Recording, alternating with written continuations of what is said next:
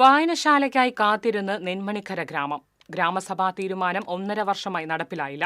യോഗം ചേരാൻ പോലും അധികൃതർ തയ്യാറാകുന്നില്ലെന്ന് ആക്ഷേപം. നെന്മണിക്കര പഞ്ചായത്ത് 5-ാം വാർഡിൽ സാംസ്കാരിക നിലയങ്ങളിലെ ഒഴിഞ്ഞുകിടക്കുന്ന മുറികളിൽ വായനശാല തുടങ്ങാനുള്ള ഗ്രാമസഭാ തീരുമാനം 1.5 വർഷമായിട്ടും നടപ്പായില്ല. കഴിഞ്ഞ വായനാ ദിനത്തിന് 6 മാസം മുൻപ് ചേർന്ന ഗ്രാമസഭയിലായിരുന്നു തീരുമാനം.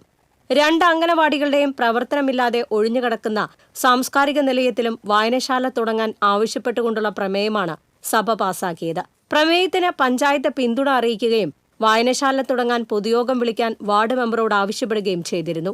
എന്നാൽ ഇതുവരെ പൊതുയോഗമോ ആലോചനയോ ഉണ്ടായിട്ടില്ലെന്ന് പരിഷത്ത് പ്രവർത്തകനായ ശ്രീനാഥ് പറഞ്ഞു. ഇവിടെ ഒരു വായനശാല തുടങ്ങാനായിട്ട് ലൈബ്രറി കൗൺസിലിന്റെ ഭാഗമായിട്ടുള്ള അതിനൊരു ഒഴിവുണ്ട് എന്നറിഞ്ഞ പിന്നെയാണ് ഇതിനു വേണ്ടിയുള്ള ശ്രമം തുടങ്ങിയത്.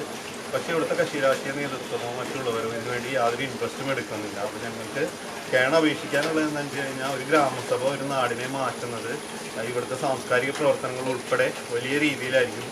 അതിനു വേണ്ടിയിട്ട് ഇവിടെയുള്ള ജനപ്രതിനിധികളും മറ്റ് കക്ഷി രാഷ്ട്രീയ പ്രവർത്തകരും ഒപ്പം നിൽക്കണം.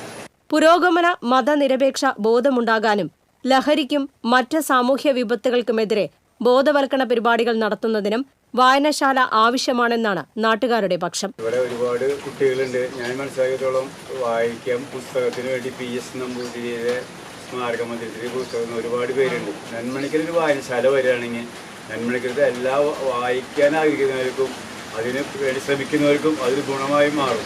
ഗ്രാമങ്ങളിൽ വായനശാല ആവശ്യമാണ്. എന്നാൽ അനുയോജ്യമായ സ്ഥലം ലഭ്യമല്ലാത്തതാണ് വായനശാല തുടങ്ങാൻ കഴിയാത്തതിന് കാരണമെന്ന് വാർഡ് മെമ്പർ ബിന്ദു ശശീന്ദ്രൻ അറിയിച്ചു.